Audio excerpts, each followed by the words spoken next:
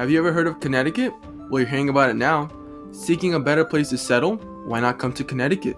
Our early stages of settlement mainly came from Dutch fur traders in 1614. They sailed up the Connecticut River and built our today's capital, Hartford. The Dutch began to claim many parts of our land, however, they never had the intention of colonizing. In 1633, our leader Thomas Hooker, along with many of his followers, sailed here. In July 1586, Thomas Hooker was born into a Puritan family in Massachusetts. There, an official church called the Official Church of England was created that forced many individuals to attend.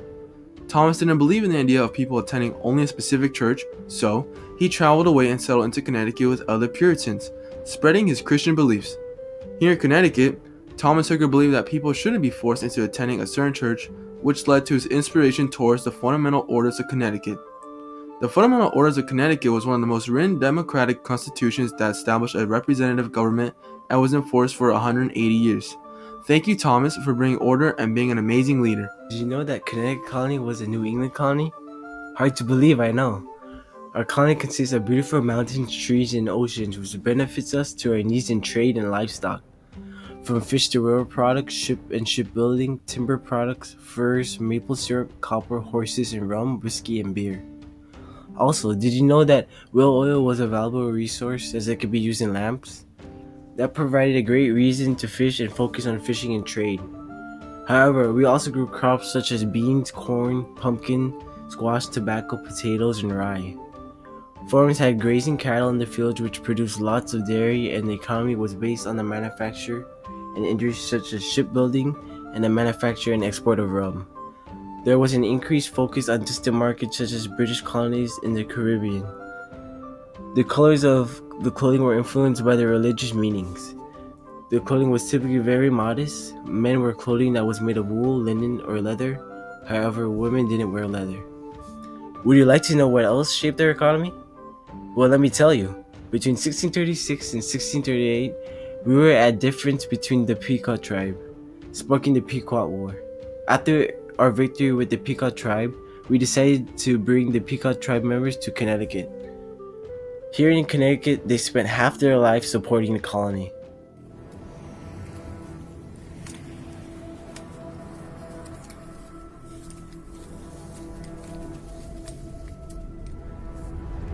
Our land, our family.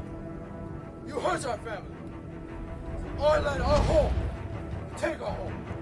Take our family's life. Life here our life, not your life.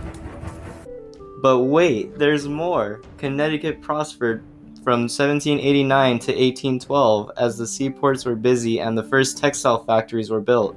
In 1848, Connecticut abolished slavery, so it became a new haven for African Americans who escaped from slavery and the ones who already lived there. In the late 1800s, the New York, New Haven, and Hartford Railroad dominated Connecticut's travel.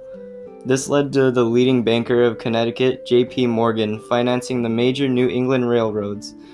By 1910, Connecticut had a good level of diversity, where 30% of the population are foreigners. Connecticut today still has similar temperatures like before, like the harshly cold winters, but they also help prevent diseases from spreading, unlike the warmer states in America. There are historical buildings that are still here in Connecticut today. For example, the Old State House in Hartford. The Old State House was built in 1796.